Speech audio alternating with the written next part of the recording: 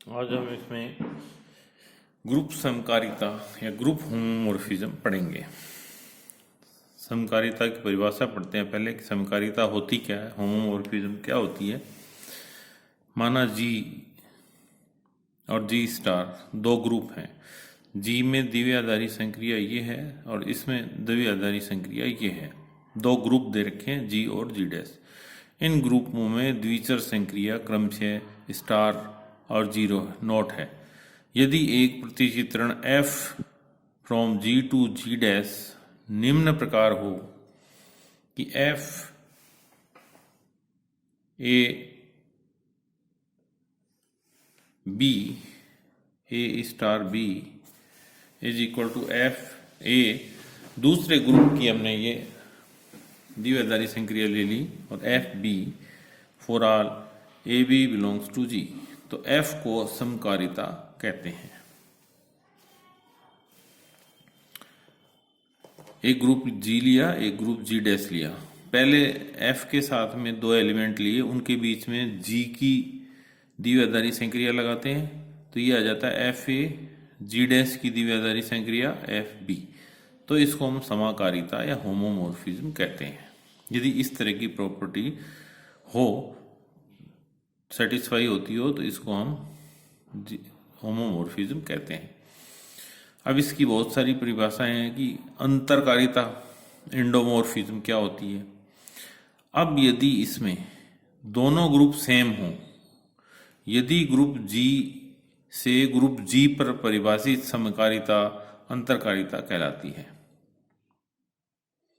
परिभाषित हो तो समकारिता अंतरकारिता कहलाती है। यदि जी से जी पे ही हो तो इसको हम कहते हैं कि ये इसकी अंतरकारिता कहलाती है। और इसको हम ये कर सकते हैं f A star b is equal to F A star f b. एक की समकारिता मोनोमोर्फिज्म, यदि ग्रुप जी से जी डैश पर परिभाषित कोई समाकारिता एफ एक की प्रतिचित्रण हो, एफ जो है ये 1 1 हो, तो ऐसी समकारिता को एक की समकारिता कहते हैं यदि वो 1 1 हो। फिर तुल्यकारिता आइसोमोर्फिज्म, यदि ग्रुप जी से ग्रुप जी डैश पर परिभाषित समकारिता एक की हो तथा आच्छादक हो 1 1 हो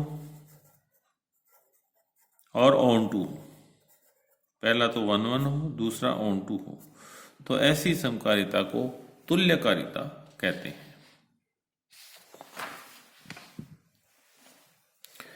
नेक्स्ट तुल्यकारिता ग्रुप, ये तो थी तुल्यकारिता, अब आ गया तुल्यकारिता ग्रुप आइसोमोर्फिक ग्रुप। यदि ग्रुप जी से जी डैश पर परिभाषित प्रतिचित्रण तुल्यकारिता हो तो ग्रुप जी और जी डैश को तुल्यकारी ग्रुप कहते हैं। और इसको इस तरह से लिखते हैं, दो लाइन लगा देंगे इक्वल टू की और एक इस तरह की लाइन लगा देंगे। इसको हम कहते हैं कि ये इसकी आइसोमोर्फिक ग्रुप है। G is isomorphic to ji dash. अब इसमें आता है सवाकारिता ऑटोमोर्फिज्म, यदि ग्रुप जी से जी पर परिभाषित तुल्यकारिता सवकारिता कहलाती है। जी से जी डैश पर परिभाषित तुल्यकारिता, यदि जी से जी पे समाकारिता ले, हम होमोमोर्फिज्म ले, तो उसको हम कहते हैं अंतरकारिता। और यदि जी से जी डैश पर तुल्यकारिता लें, वो 1 1 भी हो और ऑन टू भी हो, तो उसको हम कहते हैं सवाकारिता। समाकारिता की अष्टी कर्नल ऑफ ए होमोमोर्फिज्म, इसमें भी दो ग्रुप लेंगे, एक ग्रुप जी लिया, एक ग्रुप जी डैश लिया। जी की द्विआधारी संक्रिया ये है, जी डैश की द्विआधारी संक्रिया ये है। यदि जी से जी डैश पर प्रतिचित्रण f from G to ji dash एक समाकारिता हो तो जी का निम्न उपसमुच्चय k is equal to x such that x belongs to g, f x is equal to E dash, जहाँ पे e dash group G dash का तत्समक अवयव है। ये समकारिता f की अष्टी कहलाती है। x का मतलब कोई भी अवयव ले लें इसमें से, g का 1 ले लें तो भी e आएगा, ई डैश आएगा, 2 ले लें तो भी ई डैश आएगा, ये इस तरह का एक सेट बन जाएगा, तो उसको हम कहते हैं कि ये इसकी कर्नल है।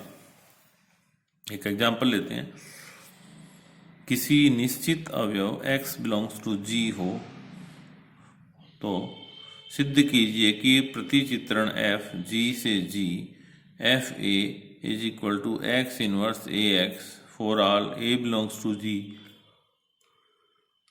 ग्रुप G की एक सवाकारिता है। सवाकारिता में क्या होना चाहिए? तुल्यकारिता होनी चाहिए। तुल्य G से G पे ही होनी चाहिए, तुल्यकारिता होनी चाहिए। तुल्यकारिता का मतलब 1-1 होना चाहिए और ऑन टू होना चाहिए। इसमें ये दे रखा है कि f from G to G है, वो इस तरह से परिभाषित है कि f a का कोई अवयव a ले लें G का, तो आ जाता है x इनवर्स a x। इसको प्रूव करना है कि ये एक ऑटोमॉर्फिज्म है।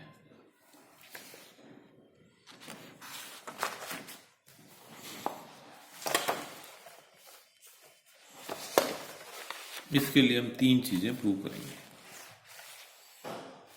इसके लिए 3 चीजें प्रूव करेंगे। नंबर 1, इसमें देखेंगे हम कि ये 1-1 होनी चाहिए। नंबर 2 देखेंगे कि ये ऑन टू होनी चाहिए। नंबर 3 देखेंगे कि ये होमोमॉर्फिज्म होनी चाहिए। 3 चीजें प्रूव करेंगे इसमें। शुरू करते हैं इसमें कि माना A और B G के 2 अवयव हैं, तो 1-1 के लिए क्या लेते हैं? F A is equal to f b हो तो A is equal to b आना चाहिए इसमें। तो हमने ले लिया कि f A is equal to f b, तो एफ ए का जो है इसमें परिभाषित कर रखा है कि एफ ए का f is from G to G, और किस तरह का है? यहाँ पे हमने एक अवयव A ले लिया तो x इनवर्स ए एक्स, इसका मान ये है। तो ये आ जाएगा x inverse a x is equal to x inverse b x. ये एफ ए का मान है, ये एफ बी का मान है। x इनवर्स से x इनवर्स कैंसिल, x से x cancel, a is equal to b, therefore f is 1-1। F A is equal to f b तो a is equal to b। और इसमें यदि ये ले लें कि f A is not equal to f b, तो यहाँ आ जाएगा a is not equal to b। फिर इसको प्रूव करेंगे कि ये ऑन टू है। G के प्रत्येक अवयव A के लिए x inverse belongs to G का एक ऐसा अवयव विद्यमान है कि x a x इनवर्स। अब ये G एक ग्रुप है,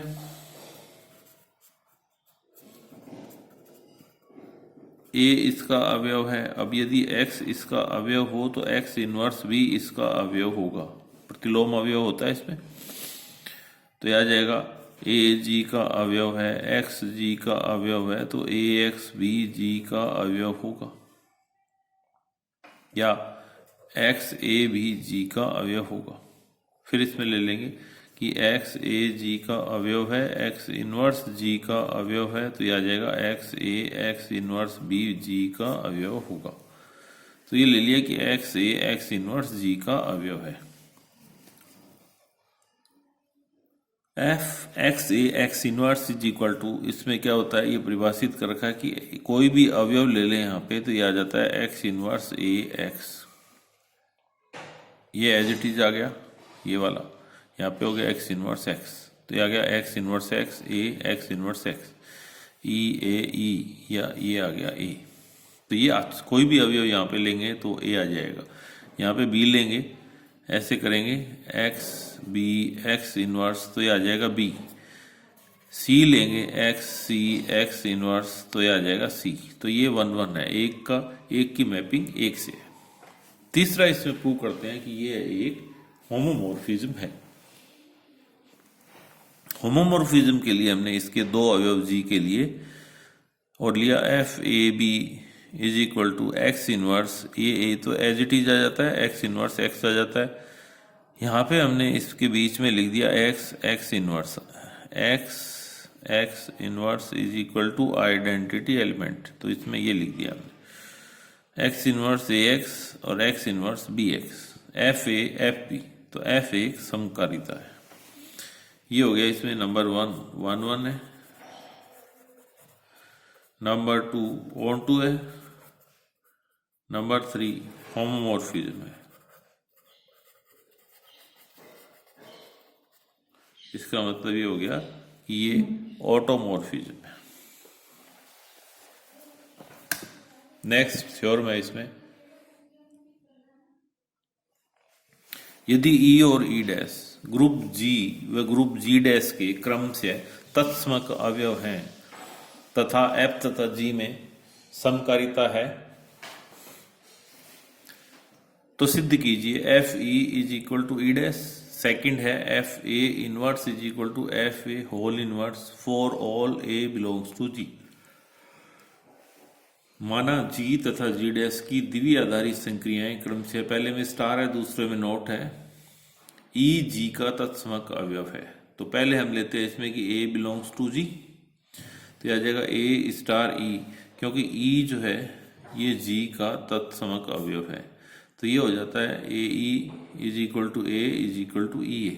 अब इस पे हम प्रतिचित्रण लगा दें, F A star E is equal to F A is equal to F E star A is equal to F A और F E is equal to F A is equal to F E not F A equal to F E. किसी अवयव को ऐसे अवयव से multiply करें कि वही अवयव वापस आ जाए, तो इसको हम कहते हैं कि ये इसका तत्समक अवयव है। इसका मतलब एफ ई जी डैश में तत्समक अवयव है, ये सारे जी डैश के अवयव हैं, तो ये आ जाएगा F E is equal to E dash, first part. Second, for all A belongs to G तथा ई जी का तत्समक अवयव है। जब ये इसका तत्समक अवयव होगा तो A star A inverse is equal to E is equal to A inverse into ए।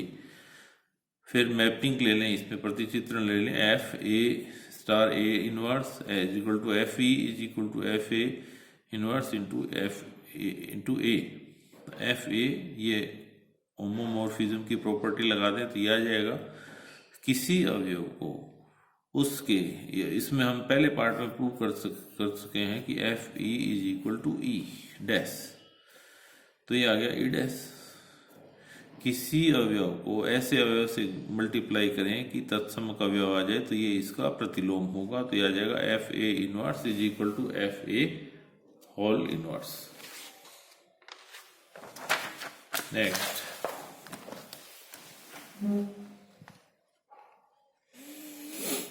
यदि f ग्रुप G से G डैश पर एक समाकारिता हो तो f की अष्टी G ग्रुप G का उपग्रुप है।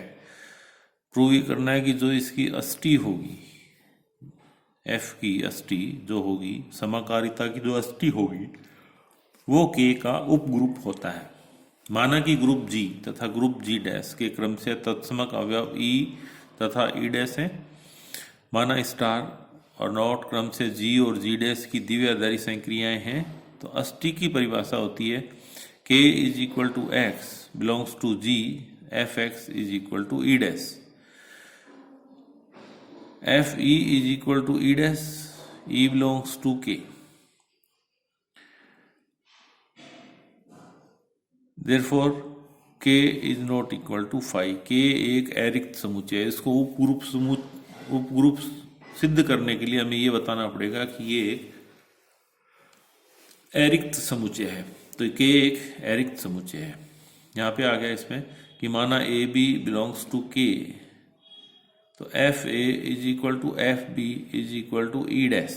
जो भी कोई भी अवयव ले लें, यहाँ पे ए लेंगे तो यह आ जाएगा f A is equal to E dash, b लेंगे तो f b is equal to E dash, तो यह आ जाएगा f A is equal to f b is equal to E dash belongs to ji dash. फिर इसमें ले लें a star B inverse, a star B inverse ले लेते, आ जाए f a o f b inverse, f a o f b का whole inverse, और ये भी ई डैश, ये ई डैश का इनवर्स और ई डैश, तो आ जाएगा A star B inverse belongs to K. तो A belongs to K, B belongs to K, A B inverse belongs to K, और के एक अरिक्त समुच्चय है, तो के जी का उपग्रुप होगा।